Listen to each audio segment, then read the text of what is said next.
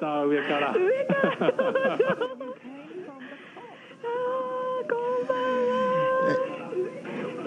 こんばんは、皆さんこんばんは、JAXA の星出です。こんばんは、皆さんこんばんは、JAXA の星出です。星出さんこんばんは。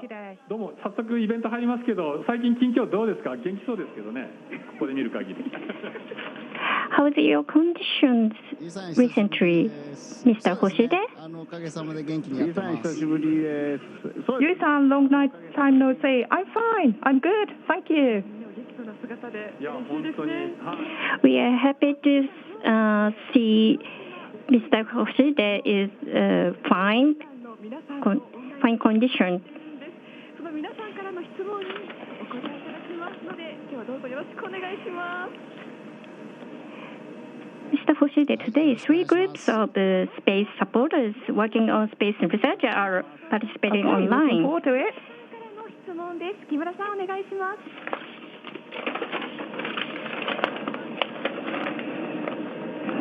This is your third stay on ISS. I guess you have eaten various space foods. We are doing research to reduce stress in outer space with meals under the theme of happiness in outer space. Are eating on Earth and in outer space, are there any differences in taste or texture? Is there anything that is difficult to eat in outer space?はい、木村さんありがとうございます。食事っていうのは本当に我々にとっては。木村さん、Thank you for your question. ちょっと待ってね。The meal is one of the biggest joy up in the space. Let me show you something. そうですね。楽しみの一つで。Thank you for waiting. So this is our joy, the meal. And there's a great variety of selection. So nowadays, we can have anything we want, basically. But all the food that is available on Earth will be available up in space, would be great. Basically, we have tinned food and ready to have kind of meal, or the one kind of freeze-dried one to have with the additional water or boiled water. So texture is somewhat similar. So I would like to have some crispy things or something like a pudding. And something difficult to eat is soup kind of thing. Imagine ramen noodle up in space. It is very difficult to have because soup will be splashed everywhere. So if there's a good idea to have something like ramen soup, that would be great. And in terms of the variety, I would like to have a wider selection from greater area of the world. Of course, Japanese food is great, but as you know, there are many different kinds of restaurants available, Chinese, Vietnamese in Japan. So wider variety of world food will be great. Thank you, Mr. Hoshide. Now, I'd like to ask the next question. Ms. Indo, please go ahead. The other day, I saw a picture on your Twitter of a party which ISS crews gathered together to eat. What kind of menu is popular among the astronauts? And please let me know if there's any food you think to be happy if you had, such as special space food. Thank you for your question. First of all, something I find the most delicious is a meal we have together. We are working today again, and when we have operations, we have to have meal separately because we are working on different schedules. But over weekends, when we are more relaxed, we can gather together and have meal. In such occasions, I find anything extremely delicious. For example, we come up to the meal table with our specialty from each country, from Russia, from America, from France, like Toma. The European food is available. So we can share and compare. And the space food that brings me happiness is something like this. That is a hot topic. It's about 5 days ago, a week ago, we received a resupplier vehicle, and it brought us some fresh food, such as apples, clementines, lemons, and avocados. So we have to consume them before they go bad. So we are sharing those fresh food, and sharing such fresh food among us makes me very, very happy. Thank you very much. I'd like to come up with a new menu for Mr. Hoshide. Thank you for participating in Saijo Agricultural High School. Now, let's connect with Governor Sugimoto of Fukui Prefecture. Please start with first question. Recently, Fukui Prefecture succeeded in launching a prefectural satellite system. In addition to manufacturing artificial satellites, we are aiming to enter the space industry under the name of Fukui Prefecture Satellite Project, such as the utilization of satellite data and human resource development. Did you know about this?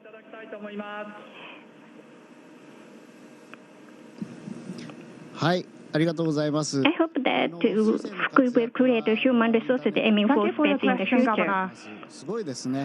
About the success of the satellite Suisei, I knew about that through internet. It's amazing. And the Fukui people worked together as one team, including people, corporations in Fukui. That is a great achievement for your prefecture. And including Fukui Prefecture, there are many private companies taking part in space industry. In fact, this afternoon, one of my colleagues put a structure to launch microsatellite. So from now, space station can launch microsatellite. So that means great opportunities for wider field of people. So I think the great achievement can be done with more people involved in the space industry and the space field. And the key will be our children. So I put great expectation on them. Thank you very much. I'd like to tell your advice to the children of Fukui. Now, please go ahead with the next question. The other day, the video taken by the prefectural satellite Suisen from the sky above Fukui arrived for the first time. And we as prefectural citizens were very impressed. This is your third stay on ISS. Please tell us if you have any pictures that impressed you again. Thank you for your question.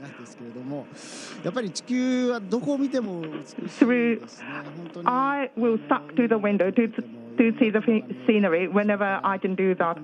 The Earth from the sky is beautiful.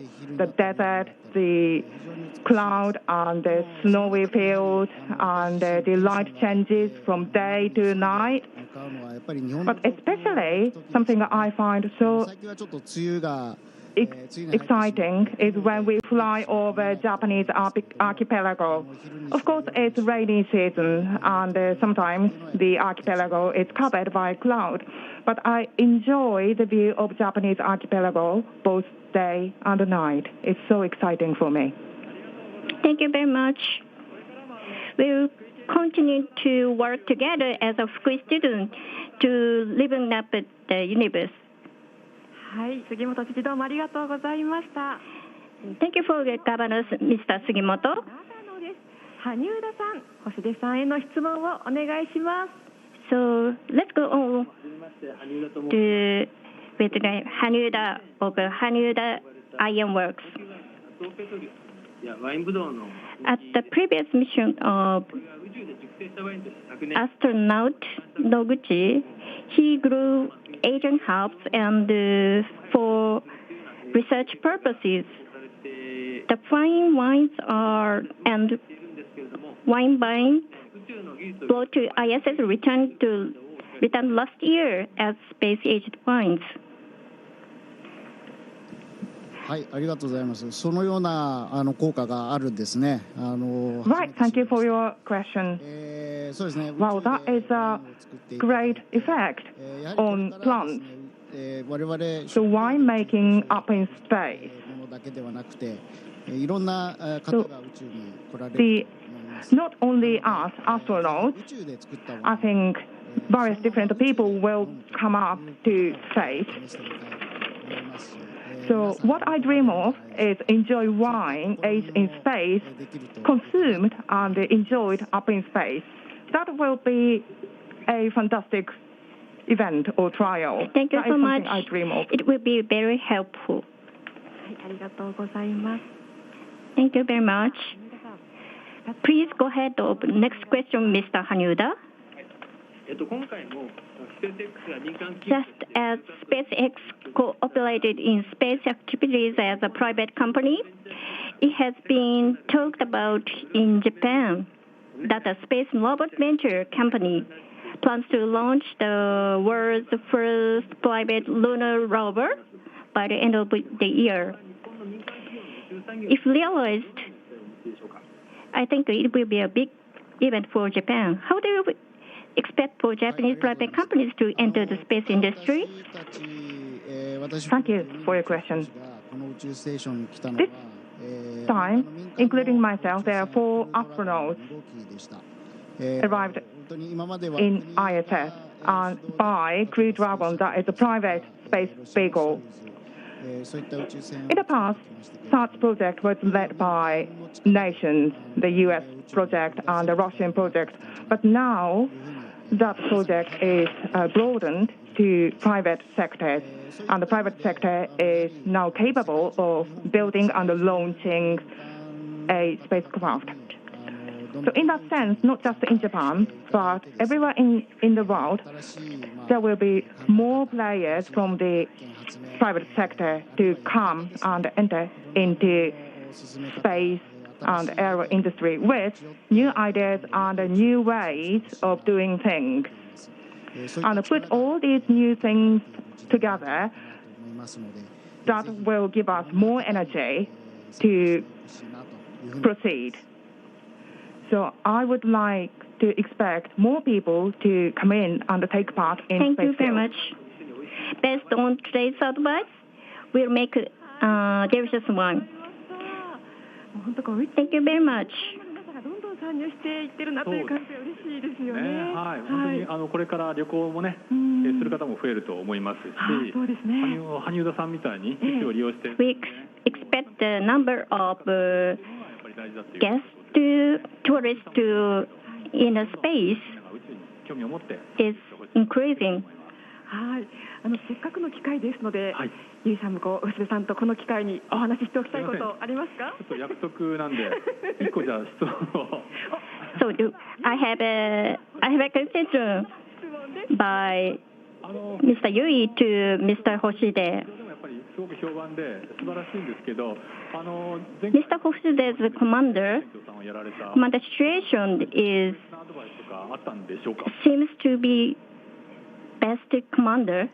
はい、そうですね。地上にいるときにちょっと。Is this any advice from by when we're back in the Earth, had the opportunity to have a conversation with him and ask him for advice, actually. And from Mr. Wakata, I learned the importance of communication, not just among astronauts up in space, but communication between ISS and on the Earth. The close communication is important, is the word I learned from Wakata-san, and based on his advice, the leaders on the Earth, with the leaders on the Earth, I always try to have close communication and consult everything.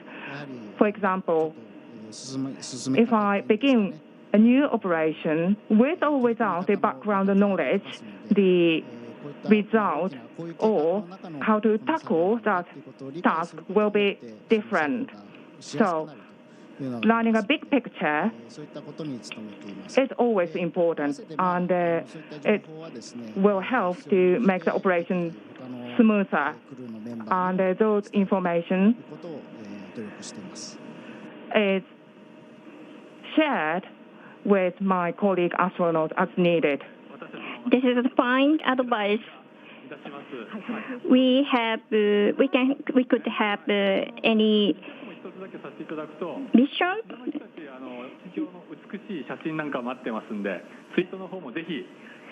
Please go ahead. You are active tweeting in the future. では更新の時間があと少しとなりました。いい機会ですので、今日参加してくださった宇宙応援団の皆さん、Mr. Hoshide, 記念撮影を行いたいと思います。よろしいでしょうか。now we'd like to take a commemorative photo with astronaut Hoshide. はい、この笑顔、目を閉じないでくださいよ。では行きましょう。はい、チーズ。はい、今日はどうもありがとうございます。Thank you everyone for today. Mr. Hoshide, please give a new message to the 3 groups of space supporters and who participated today. Okay. So, it's been a month since I arrived up in the ISS. Time passes very quickly, and next week, with my colleague, the Shen-san and Toma-san, will do the spacewalk. And we keep receiving new modules, and we do various different experiments. So I'm excited and prepared to do my work. And Wakata-san and Furukawa-san, both astronauts, will follow me. So I would like to do the preparation to pass the baton to them. And the people from the private sector and everyone who, not just who have taken part today, I would like to invite more people to come and join us. Thank you very much, and good luck, everyone. Please go ahead with your mission as one team, Mr. Hoshide. Thank you for joining today. Thank you very much, everyone. So see you back on the Earth. Station, this is Houston ACR. That concludes the event. Thank you to all the participants from JAXA. Station, we are now resuming operational audio communications.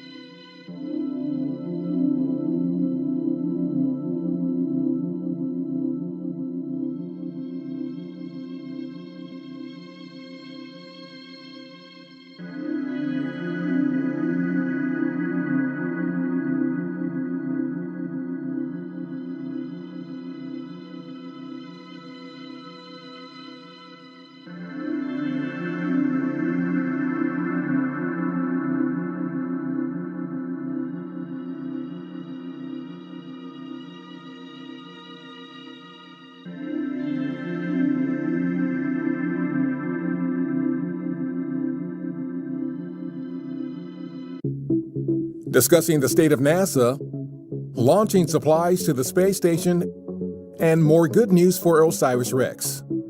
A few of the stories to tell you about this week at NASA. NASA Administrator Bill Nelson made his first State of NASA address to employees on June 2nd from our Mary W. Jackson NASA headquarters building. His speech touched on agency priorities going forward and included the announcement of 2 new planetary missions, Veritas and Da Vinci Plus, both targeted for launch between 2028 and 2030. These 2 sister missions both aim to understand how Venus became an inferno-like world capable of melting lead at the surface. He also highlighted our Artemis plans to establish a long-term human and robotic presence on the moon, which will help develop the experience and capabilities we need to eventually send the first astronauts to Mars. And he spoke about the new Earth System Observatory missions, which will help us understand and track how climate change is impacting communities across the country and around the world. We're on track to do so many more amazing things for the country and the world, because that's what NASA does, and no one does it better. On June 3rd, SpaceX launched a Dragon cargo spacecraft from our Kennedy Space Center, loaded with more than 7,300 pounds of science, research, crew supplies, and hardware for the International Space Station. This is the company's 22nd contracted cargo resupply mission to the station for NASA. We have a nominal ADM burn, and we're bringing the samples home. More good news for our OSIRIS-REx team. The May 10th departure maneuver that propelled the spacecraft away from asteroid Bennu was calculated and executed so precisely that a previously anticipated corrective maneuver was not needed. The next possible maneuver adjustment could occur in 2022. The spacecraft is on track to deliver an asteroid sample to Earth on September 24th, 2023. The 2021 Atlantic hurricane season kicked off on June 1st. Our colleagues at NOAA are predicting another active season with an above-average number of named storms. Check out nasa.gov/hurricane to learn more about the work NASA is doing to study storm formation and impacts and ways to better understand Earth as a system.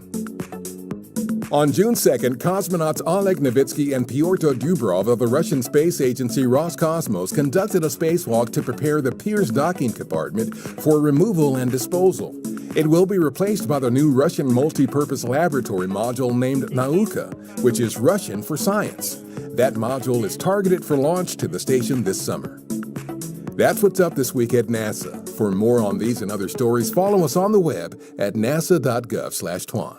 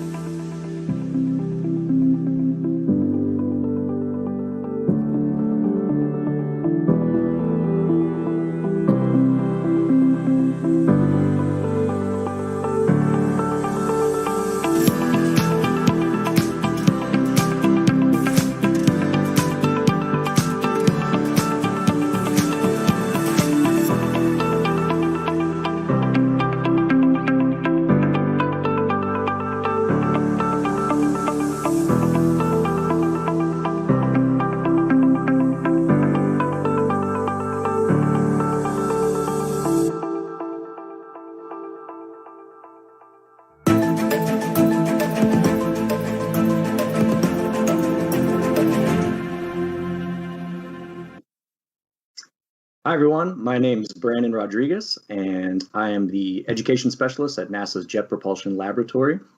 And thank you guys so much for joining the first of 3 webinars discussing the newly named Perseverance rover. So we have a lot to cover today, and we have an awesome guest that I'm excited to hear a little bit from on a general overview of the mission. And after that, we'll do probably 10-15 minutes of Q&A, as well as discuss some of the opportunities and resources for K-12 and informal educators that you can find on our website.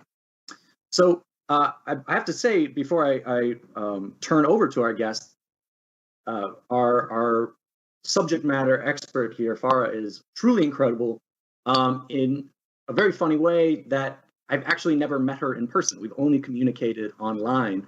And it's silly, but to me, it actually really represents some of the things that make JPL so special, because we really do have some of the coolest jobs in the world, and yet we're much more than those jobs. And I think what you find with scientists and engineers at JPL is that they have so many cool hobbies. They're out in the world, they're doing cool things.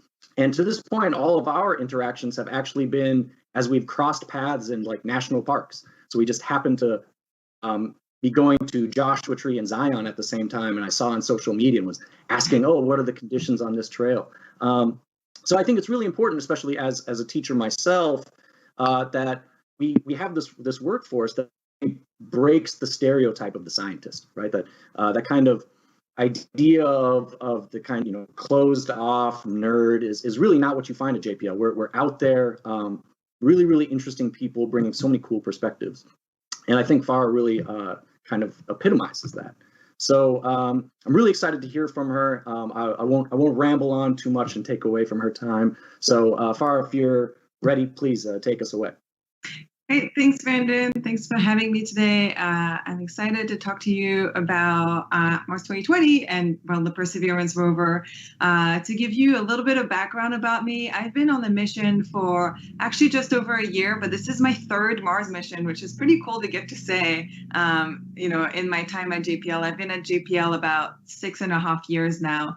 And so today I'm going to give you a little bit of the background of the overall mission, and then I'll talk a little bit about what my job is.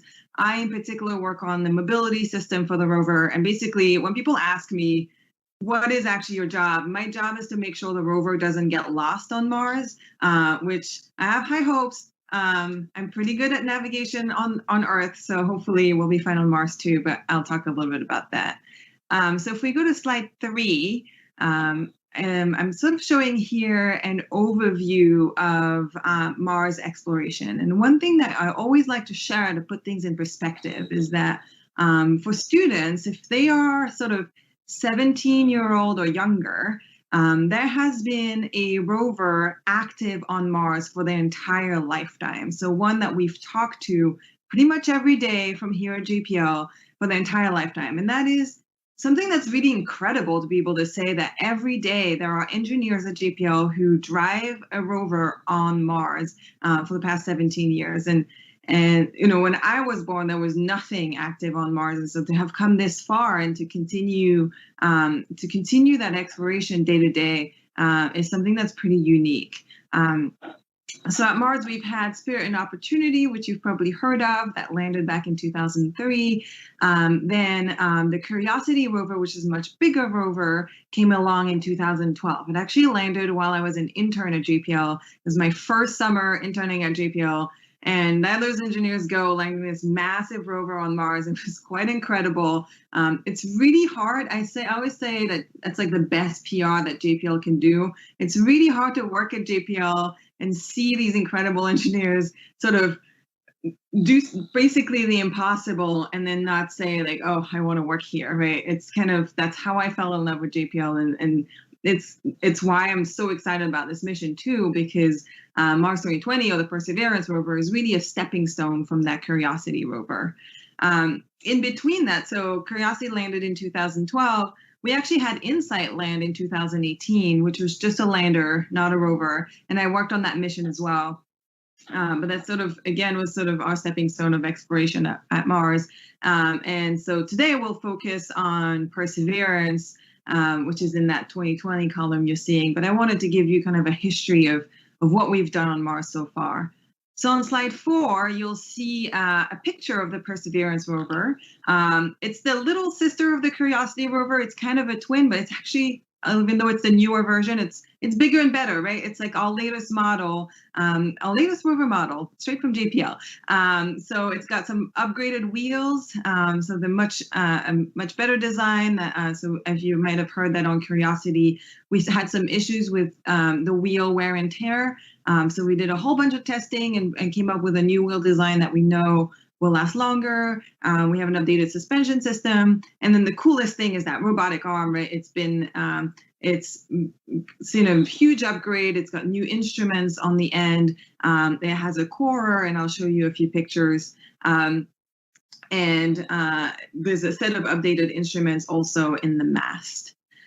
In addition to the Perseverance rover, I think we have a little video of a companion that we're bringing to Mars, which is Ingenuity helicopter. And Ingenuity is really sort of the right word for this. The Mars helicopter was one of those crazy JPL ideas of someone thinking like, oh, what if we could fly on Mars? And to give you perspective, right, on Mars, the atmosphere is 1% of the atmosphere that we have on Earth. So flying on Mars is not really something that we'd considered until now. But this team built this quadcopter. It's about, I think it's something like 8 pounds. It's really light.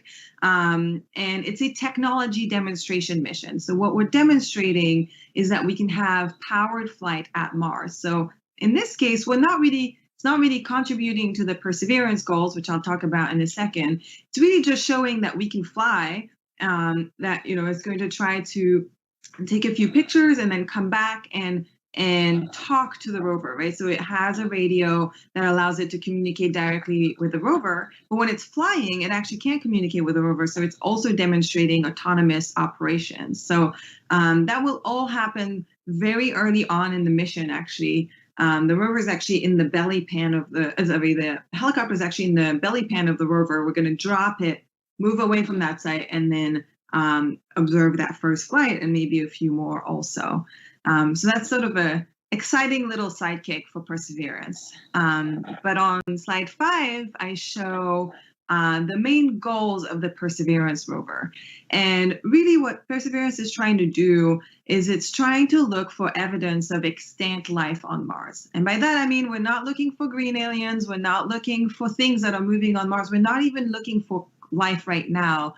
We're looking for as to whether there could have been life in the past on Mars, right? So one of the things that we're doing is Perseverance is landing at Jezero Crater, which is essentially, it's a river delta, right? So we know from our past missions that there used to be liquid water on Mars. There used to be an atmosphere. And on Earth, river deltas is really where the land is very fertile. It's where a lot of life lives on Earth. So taking that analog and going to Mars, we decided to go to this river delta to explore the geology and the mineralogy to see if there might have been life there before. One reason why we hadn't been able to go there before and are now is that we have a new landing capability, something called terrain relative navigation, which allows us to really pinpoint an area on Mars when we're landing, and it actually allows us to divert around possible obstacles, something that we haven't been able to do on missions before. So it's actually allowing us to get to areas that are much more interesting for the scientists. So in terms of specific goals, what Perseverance will do is it will look at the geology in those areas, look at different types of geology is really what we're interested in. So we're traveling really far distances to see how the geology changes. And we're looking at astrobiology. So we're bringing essentially a chemistry kit, a set of instruments to look at the different different aspects of the samples that we'll be collecting and see if there might be biosignatures. So again, we're not looking for life, but looking for evidence of life, well, building blocks. So complex carbon molecules, for example, that might give us a clue as to whether life might have been sustainable on Mars. But really the coolest part of the rover is that it has a sample caching system. So essentially it has a drill and a corer, and we can get samples from the surface of Mars, seal them away in tubes. And then the idea there is that if we're successful with doing that, we could leave those samples on the surface of Mars and eventually have a secondary mission go pick them up and bring them back to Earth. That would be the sample return mission. So that's a concept that we're preparing for. And the reason why we might want to bring samples back is I always tell people that for scientists, one of the joys of being a scientist is that you're constantly wrong and you will constantly be surprised, right? So when we go to Mars, what the scientists and engineers do is that we come together and we bring what we think is the best set of instruments that we might need to answer the questions that we're asking. But I bet you anything we'll get there, and the first thing we discover will be something that we never expected, because that always happens. And it's kind of the beauty of this field is that we're actually always wrong, and that's a great thing because we learn from our mistakes and we learn from our hypotheses and misunderstandings and learn about planets, right, and about evolution. So in this case, we're bringing a broad set of instruments, and I'm sure we'll discover things and think, I wish I had this instrument or this measurement to really understand what's happening. So the idea is that if you can bring samples back to Earth, then you can even build an instrument to analyze that sample. It's much easier than what you're constrained with when you're at Mars. So the final thing that we're doing with Perseverance, which we do with every single mission, is that we're also preparing for humans to eventually explore Mars. So if we look at slide 6, that actually gives you sort of a blown out idea of the instruments that are on Perseverance. And I want to point out a couple of those instruments that are helping us prepare for humans. So one thing is that there are wind sensors and pressure sensors, and basically I call it like a weather station on the rover. And we actually have one of those weather stations on every single one of our missions on Mars. And it gives us the local weather and weather patterns to prepare, and that helps us prepare for humans. But my favorite instrument, if I'm allowed to have a favorite, is the MOXIE instrument that's in the belly of the rover. So that instrument is really cool. So what it's doing is it's taking in some of the Martian atmosphere and it's separating the oxygen. So it's extracting the oxygen out of the atmosphere.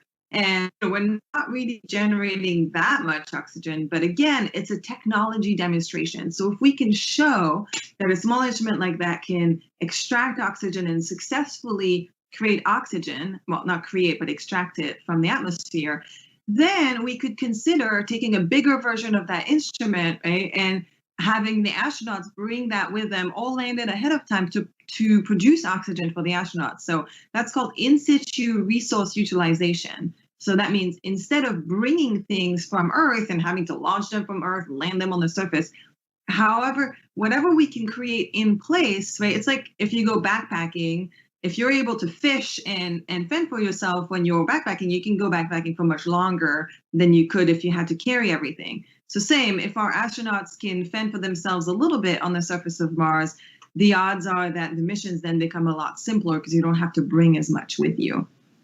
A few things that I also want to highlight about the rover, so we'll go to slide 7, is that the rover actually has 27 cameras, which I feel like I lose count, but I think 27 is the right number. And that's pretty incredible.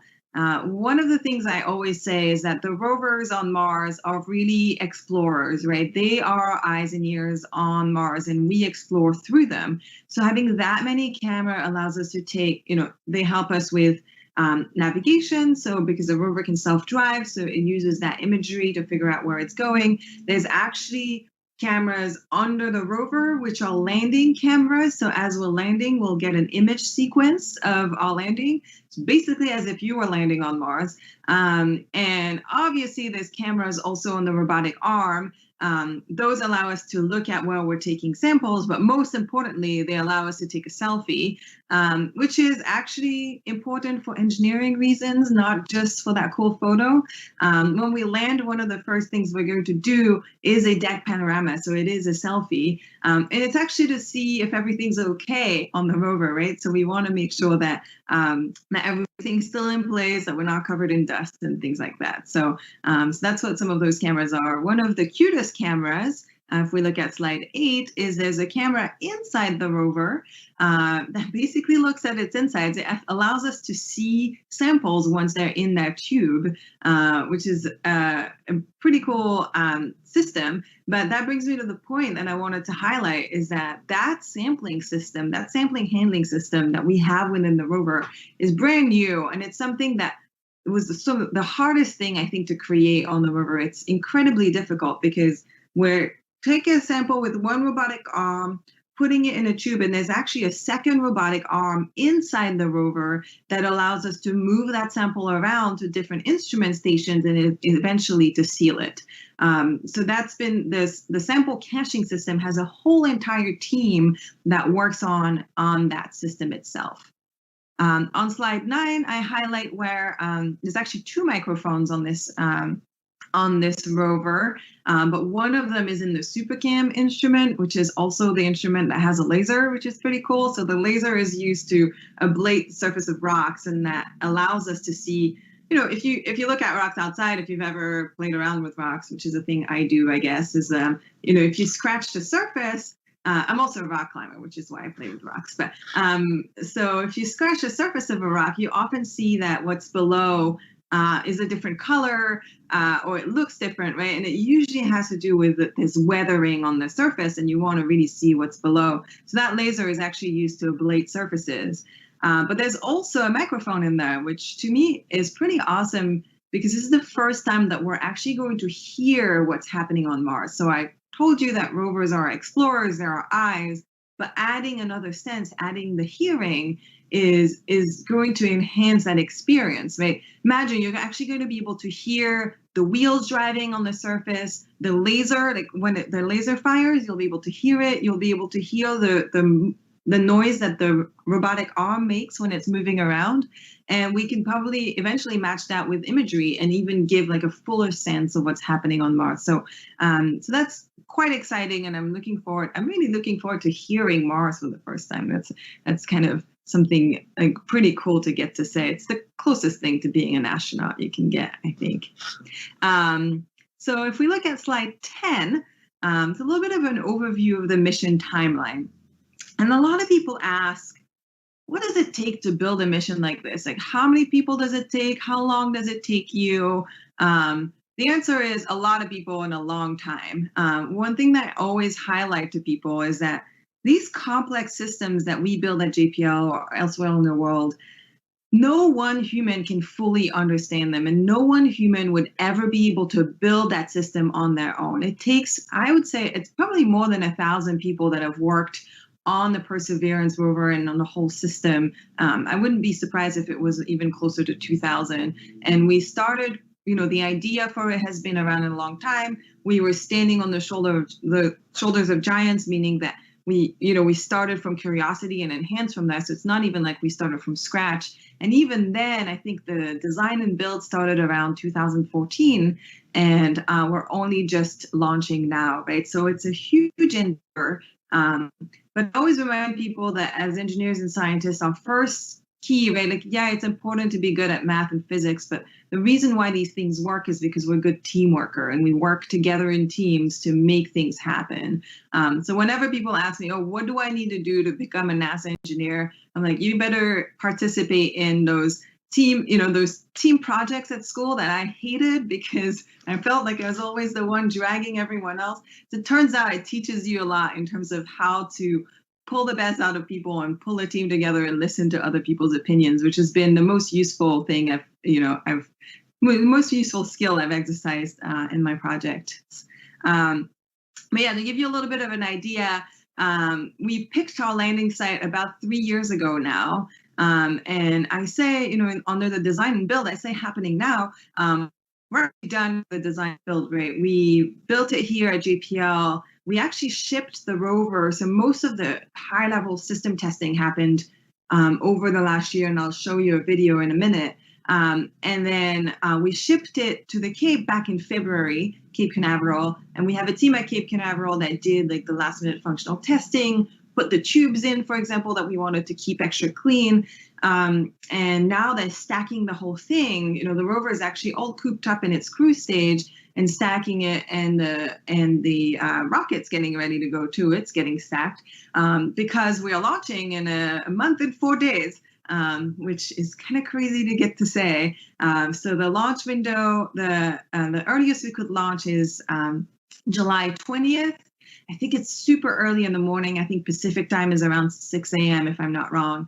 And I'm sure there'll be plenty of information on how to watch the launch live. Obviously, with it being Florida, there's always weather. So, you never know exactly which day you're going to launch depending on that weather. But we do have until sometime around mid-August to launch to Mars. So we have what we call a launch period that allows us to pick a day where the weather's clean. Now, it takes about 7 months to get to Mars. It's not an easy journey. Whenever people ask me, like, oh, would you want to go to Mars?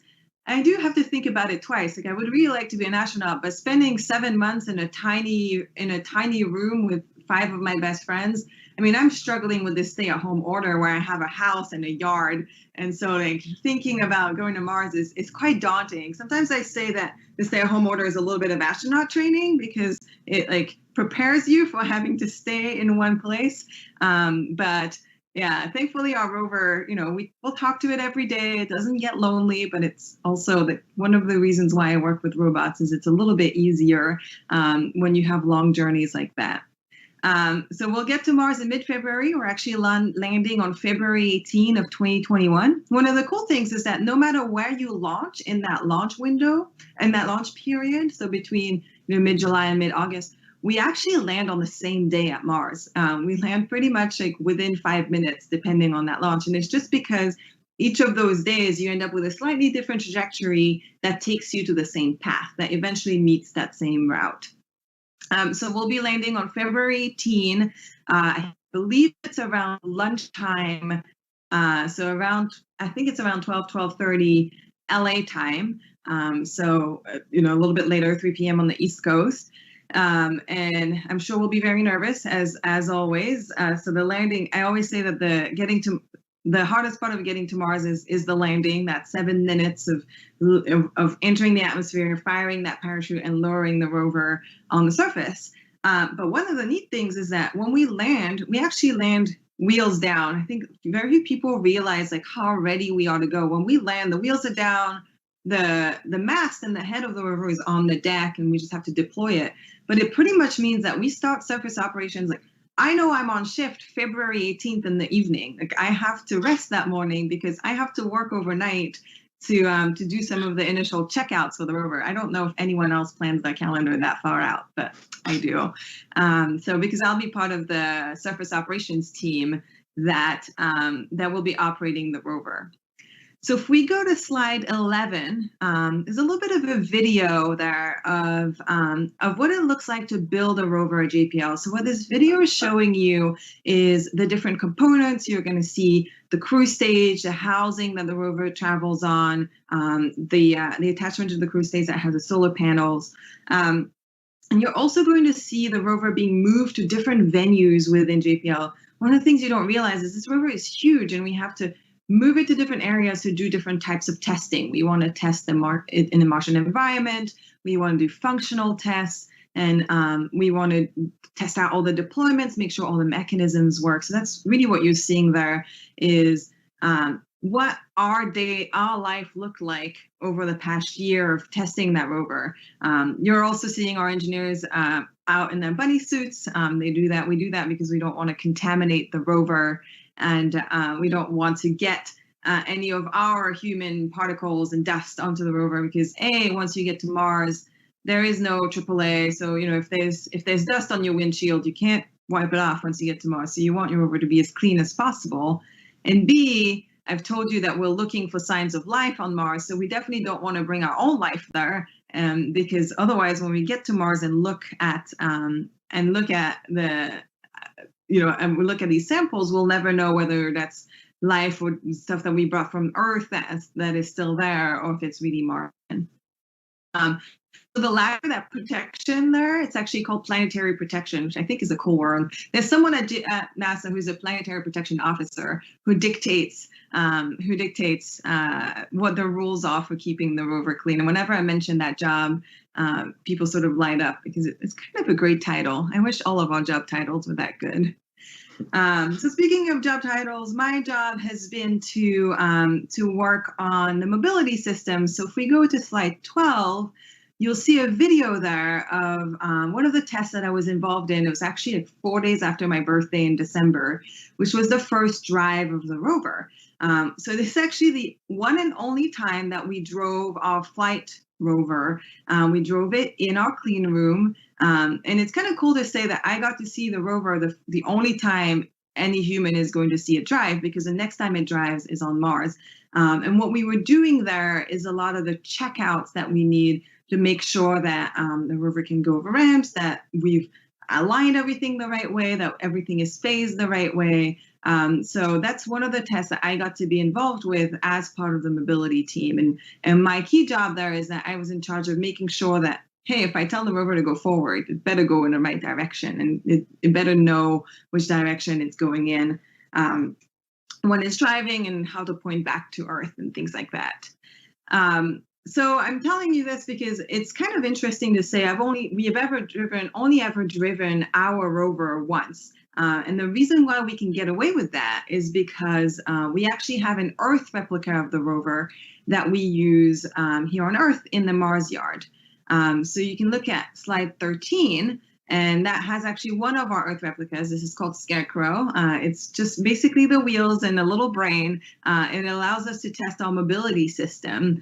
What we do around the Mars Yard is that we can set up different environments, set up different terrains, and then test our system. And we do two types of driving. We do one that's sort of where we tell the rover where to go, and this rover actually has an autonomous driving mode where it can drive up to 200 meters on its own on the surface of Mars, which is pretty neat. It's actually a new feature for 2020, and it's also, I mean, we don't go very fast, at 100 to 120 meters an hour, which for most people that's slow, but for me, I'm like, whoo, that is fast for a rover. That's the fastest we'll ever have driven on another planet, which is pretty neat. So a lot of my time later this summer and in the fall will actually be spent in the Mars Yard doing like testing over and over again of our mobility system to make sure that we're ready to go, to make sure that all our software is ready to go for landing in February. So just to finish, let's bring up slide 14. And I wanted to bring that up, not because it's an embarrassing picture. It's actually one of my favorite pictures, but I kind of wanted to share with you why this project is so important to me. So on the left is a picture of me back in 2012 when I was but a youngling intern.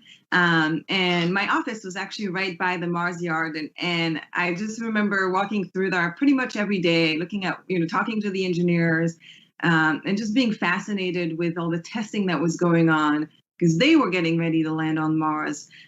So it's kind of great to be able to come full circle. You're seeing me on the right now, this a few years older, and one of the, now being one of the people who works in the Mars Yard that does that testing, that is part of the team landing the next big rover, for me is kind of come full circle, and it's been a pretty incredible journey, and I'm looking forward definitely to the next year of that journey to Mars.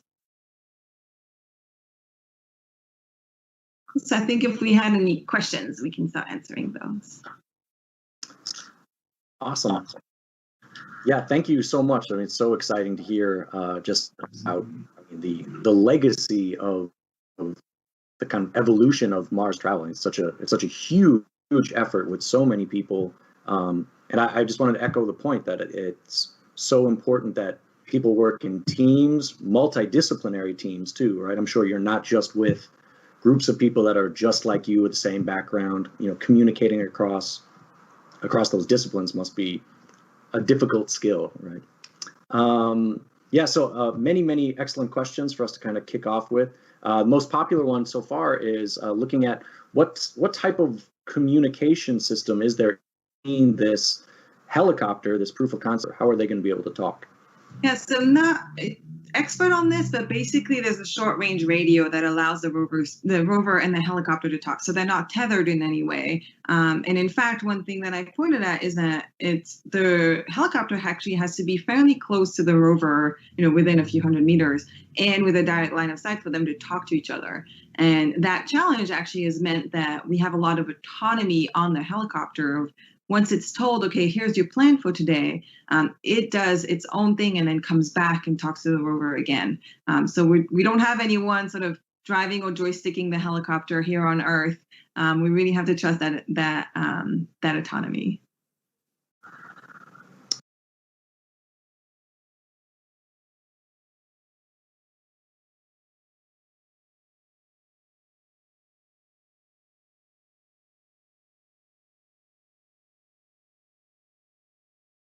Yeah, that actually lends well to the next question. How long does it take for that audio and visual data to get back from Mars to Earth so that we can interact with the rover and the helicopter? So when we talk to the rover itself, we rarely ever do real-time operations. So what happens is that the rover typically will either send its information to one of the orbiters that's around Mars, or it can actually talk directly to Earth. But depending on the time of year, that time for that radio signal to get from Mars to Earth takes somewhere between 7 to 12 minutes. And those radio signals, they travel at the speed of light, so they travel as fast as they can go. It's just that Mars is really far away. So if we were to, for example, drive the rover in real time, it would take 7 to 12 minutes for my data to get there. The rover would do something, and then it would take 7 to 12 minutes for the data to come back, which is horribly slow. And that would just make for terrible shifts. So what we do is that we actually work during the Martian night. So when we land for those first 90 days, I was telling that I'm preparing my life, but it's true. For those first 90 days, I'll be working on Martian time. And a Martian day is 24 and a half hours, so it's slightly longer than an Earth day, which means that my shift start time will move by a half hour every day, which makes scheduling happy hour incredibly difficult. So you just don't know.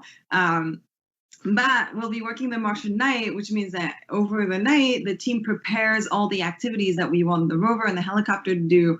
And then during the day, in the morning, we send them information. We basically send them a to-do list for the day. And at the end of the day, the rover sends us back that information and we start all over again. There are some activities we do in real time, but typically the mode of operation is in this what we call tactical operations. You mentioned that there were some engineering changes on the wheel design, and that the earlier Curiosity model had some kind of issues with getting punctured, getting worn. Can you walk us through a little bit about how that design change took place and why did you guys settle on this new design? Yeah, so one of the challenges with, when I say that when we go to another planet, we always learn something new. Well, Martian soil, every time we go, looks a little bit different and is really not what we expect it to be. So one of the challenges with Curiosity is that it was seeing sort of this softish soil, but with these really sharp rocks that were sort of tearing the wheels apart. And so there were a few things that we changed. Was this a different material, but also on the Curiosity wheels, one of the main features that was really problematic is that the threads on the wheel had sharp corners, and those typically, mechanical engineers know that those create hot spots at the point where the sharp corners are. So you'll see that the Mars 2020 design has more of a wavy thread, which is helps with removing those hotspots on the wheels. And the way that we settled on a design is actually it's a little bit by brute force, right?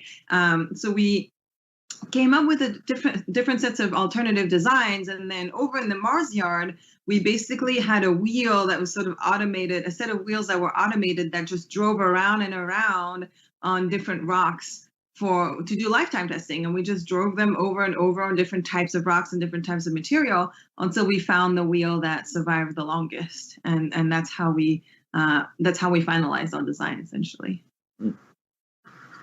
You spoke a lot about the upgrades to several instruments like MOXIE, all these extra cameras and devices.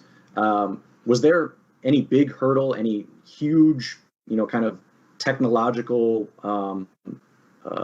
problem that presented itself that had to be overcome to get to where we are now? Yeah, I mean, whenever you're building anything new, it's always harder than you think it will be. So some of these instruments are upgrades from MSL, so they were a little bit easier. But for sure, the thing that was the hardest to design was that sample caching system, right? We were starting from scratch. So it was arguably as complex as a system as the rover itself to figure out, how do we seal samples? How do we make sure that nothing gets in them? How do we move these samples around in the rover and then eventually drop them on the ground so that another rover can come pick it up? So I feel like on that, every step of the things that we had to do had some kind of hurdle, some kind of unexpected behavior, things not quite matching together, things not quite behaving the way we need them to, just because it's such a complex system. So for sure, that team had some very long hours last year as we were debugging some of these problems and making sure that the ARM and the sample caching system all work in harmony.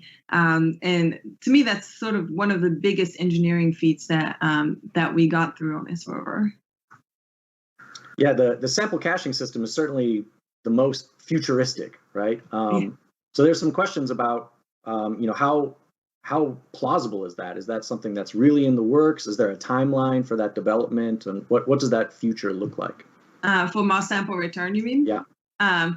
So it's currently mostly under study, right? So one of the things is that we don't want to start building a mission to bring back these samples until we land Perseverance and collect these samples and make sure that there's something interesting to bring back.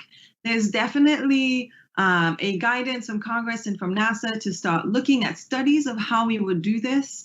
I've actually, even when I was an intern, part of my thesis was to look at what a Mars sample return campaign would look like. And I worked in the Mars sample return campaign office at JPL. So we definitely have folks who are working on these missions, putting together the initial building blocks, doing technology development in areas that we think we would need in order to make this happen. But the real answer to, when will this happen will probably come after we land, after we see what we found, and then it'll be it'll be part of how we design every mission at NASA, right? It's a discussion between what the other goals of NASA are and the budget, and then that's how we come up with missions. So we'll have to see, but we are working on. Let's put it this way: we're working on removing any hurdles now by doing as much technology development as we can, so that once we know these samples are there and once they're ready to be picked up, we can go get them. Gotcha. Yeah, switching gears a little bit, there's some questions about how it is that a landing site was chosen. And I'm wondering if you can comment too. Obviously, we're just a couple rovers on a large planet. But how do you guys decide where you're going to land, especially when you might find something really interesting with one rover? As you mentioned, you kind of land and say, "Oh, I wish we had this." Is there a push to kind of go back to the same spot, or is it always somewhere new? Are the rovers very far spread out? How is that decision process? Yeah, so it's actually quite the decision process, and it's part of what the science team does. So we have a lot of images of the surface of Mars from our orbiters. So there's a number of orbiters around Mars in addition to the surface missions that I've talked about, and they have very high resolution imagery of the surface, somewhere around, I think it's around 10-meter resolution. So we can really understand, okay, what does the surface of Mars look like? So what they do literally is they sit down with a map and then they hash out, okay, where am I actually physically able to land? And that has to do with our landing capability, and also things like temperature and our ability to communicate back to Earth. So you can start with a map and basically cross out anywhere where you can't land. And then from there, what the scientists will do is they'll choose ellipses. So when we choose a landing site, we can guarantee that the entry, descent, and landing engineers can guarantee that you'll be able to land within a certain circle, essentially. So they'll decide, okay, if I'm going to land in about something this big on the surface, which areas would be interesting? And typically, different scientists will have different interests, right? Like I said, this is a river delta. Some people will want to go deep in craters. Some people will want to go in just different areas. So based on those, and we look at, okay, can we land there? And then typically we end up with about 20 candidate sites is what happens.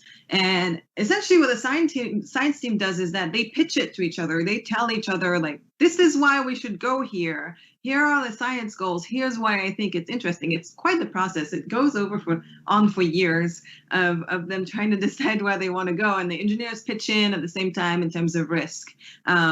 So typically we try to go somewhere new. In this case, like I said, this was already an area of interest. We just had never been able to land there before because we didn't have the technology. In this case, we'll be quite far away from Curiosity. But one funny story is that when InSight landed, for example, it was only 800 miles from Curiosity. So not within driving distance, but on Earth, that wouldn't be that far. So proximity or distance is not something we look at as much. But I'm sure in this case, we were definitely looking for variety of terrain, right? The rover is able to drive hundreds of meters and we're trying to collect interesting samples. So one of the things they looked at is, okay, can we, from landing here, can we drive to somewhere else that's interesting that only the rover can get to? Can we see different types of geology along the way? Those are the types of questions that feed into a landing site selection. Yeah, and I'm sure when InSight landed, right, the plan was to find effectively a parking lot, right? We're not looking for interesting geology there. We're looking for a nice, safe place to land where nothing's going to be in the way, as opposed to perhaps with the rovers, you have to take a little bit more risk on your landing because you want to land on an interesting place where you're going to drive around. For sure, yeah. The difference between a lander is you want to land somewhere flat, and especially InSight was looking at the interior of Mars, so it didn't matter. But for things like Curiosity and Perseverance, we're really looking at driving, right? We want to drive somewhere cool and interesting, but we're also limited, right? We looked at sites where the slopes weren't too steep because the rover can only go up 30-degree slopes. So there's a lot of different components that get taken into account when you choose that site. Yeah. Because we're talking so much about the imaging too, there are questions coming in about what citizen science opportunities there are for people. I know that if you have educators on the line, the website Zooniverse, which is popular for many, many different resources in space science, earth science, and astronomy, very popular for their feature on looking for like habitable zone planets, detecting exoplanets. This also has kind of an app or a program looking at images from Mars and being able to kind of interact with those. So there are citizen science opportunities on some of these images that have come back already and ones that will continue to come back for educators as well. Perhaps the last question for you is if you could tell us a little bit about your background. People are wondering, how it is that you got here. How did you choose this major in college? How did you go about your career path? Yeah, it's a bit of a crazy story. So you can probably hear from my accent that I'm not American. I'm actually Canadian, but it's not really a Canadian accent. I'm French Canadian. So I was born in Canada. I grew up in England and I went to school in England. But really the reason why I got interested in space, which is kind of funny, is that when I was very young, I watched Apollo 13 and I sort of fell in love with engineering and space. And I thought it was just the coolest thing ever to see a team of engineers work together to solve the impossible. And I thought, like, whoa, if I can do this as a job, which I didn't really realize was a job at the time, to me, that was just so fascinating that people got paid to do this stuff. So I was sort of always fascinated with space. And then as I became a teenager, I think I put two and two together that, hey, I was pretty good at math and pretty good at math and physics, always kind of toying around with projects at home, and I love space. And it kind of a light bulb clicked that I could be an engineer. So I studied, I did some of my studies at the University of Cambridge in England and then at MIT. But really what opened the door for me is that I did 3 NASA internships while I was at MIT doing my PhD. So 1, I got at Space Flight Center, and then 2 here at JPL. And that's really how I found, I did a lot of internships in college, and that's how I found where I wanted to be. And it's kind of how I found JPL. That's how I found that I would fit in here, and I found kind of the jobs I wanted to do. And I made the connections to eventually get a job here. And honestly, people ask me, like, well, how did you get your job?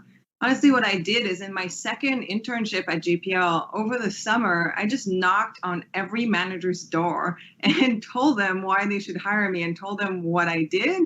So much so that I've never interviewed at JPL, because by the time that they decided they wanted to interview me, they realized that I talked to everyone I could possibly talk to already.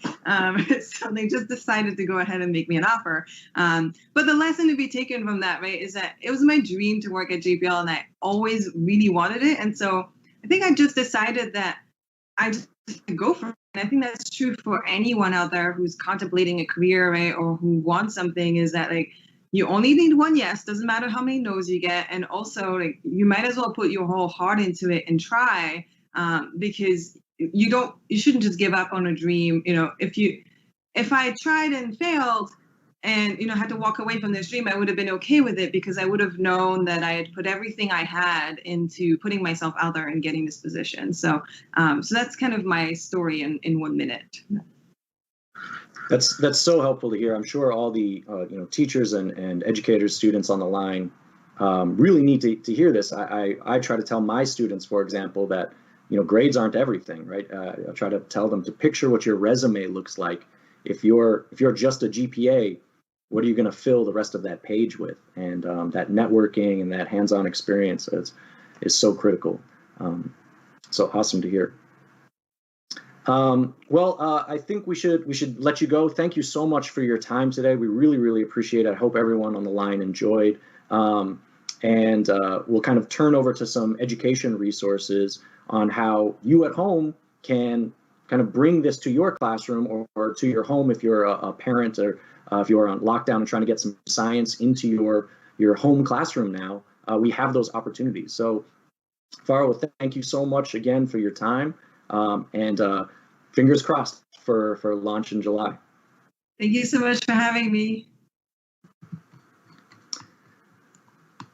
So if we switch over to some quick slides on the education website, what I want to kind of point you guys to just very quickly is what you'll see is our NASA Education JPL exclusive site, which is a little different than the overall NASA site. It's written a little bit more for, NGSS aligned standards. It's written for teachers in California, or if you're in an NGSS state. And it's a website we're really proud of. It's kind of what we hang our hat on. And what you'll see at the top of the website on the homepage on slide 1 is you can see on the banner, there's things like teach, there's learn, there's internship opportunities, and there's events just like this one. So if you're ever looking for other opportunities to kind of sit in on sessions like these, someday when we're back to being able to meet in person, that's where these will be posted. That's just kind of where the education is at and the cool things we're trying to share with you guys. On slide 2, you'll see if you click on the teach section, this is the section that's really for the educators on the line. You'll see that just under the activities banner there are drop-down windows. This will allow you guys to get exactly to where you're trying to go as quickly as possible. So if you teach 8th grade, you don't want to go through pages and pages of activities that aren't for your kids. So you'll kind of be able to narrow down, filter down to the kind of lessons that you're looking for.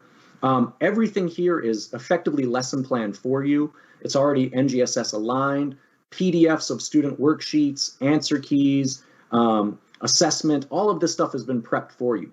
Our team is all ex-teachers or current teachers like myself. So we kind of speak the language. We want to make sure that everything is ready to just take off the shelf and run. Because of the fact that times are what they are right now, and we may not have a classroom for a while, sadly. On slide 3, you'll see this learn section. And now the learn section is built a little bit more for like at-home exploration. So this is, if you're an educator or a parent, you could give your child or your student this link, and the activity is something that they could drive autonomously. So it's it says, hey, here are some steps for you to kind of go through, see if you can kind of match this, explore here. So it's written a little bit more with like the student-led mindset. We're really trying to build this one as much as possible to allow you guys to have some more at-home science exploration. We know that right now, I'm a chemistry and physics teacher, I don't have access to a laboratory anymore. So what kind of ways can we explore hands-on science using only the type of resources you would have in your kitchen or in your garage or et cetera? On slide 4, you'll see a kind of a new jump-off platform here, which is, again, really trying to take advantage of the fact that, hey, we're in this circumstance, we're kind of stuck at home. That doesn't mean that we shouldn't be doing cool science and math and engineering. So this Learning Space website that you'll see the link for, again, activities, we're translating as many lessons as we can into Spanish as well as those worksheets. And then there's information for families to explore as well. So again, how can you as a family or a remote instruction teacher kind of assign or work with kids on some exciting science instead of saying, oh, we're just stuck on an online format, you're just going to take a quiz or read a chapter, something like that. We have to be creative and find those ways for kids to really still get their hands dirty in science. On slide 5, you'll see that one of the things that we've tried to do and we're still building is, in fact, building an even larger narrative of lessons. So instead of just having one-off lessons for you guys, where, on any given day you might find a website you're interested in, what if you decided to kind of pursue a longer unit plan? What if you wanted to say, let's not just launch from Earth into space, but let's have an entire Mars unit plan. How can I launch? How can I travel? How can I land safely? How can I drive? So if you kind of tinker with some of these suggested unit plans, they're by no means prescriptive, but they just give you kind of a highlight reel, some of our favorite lessons in some suggested orders for you to play with, and you can add more or omit some as you see fit. And you'll see that they're also grade banded. So we do have low grades, elementary, high school. Again, everything's NGSS aligned, so you know that you're actually getting the kind of science instruction your kids really, really need.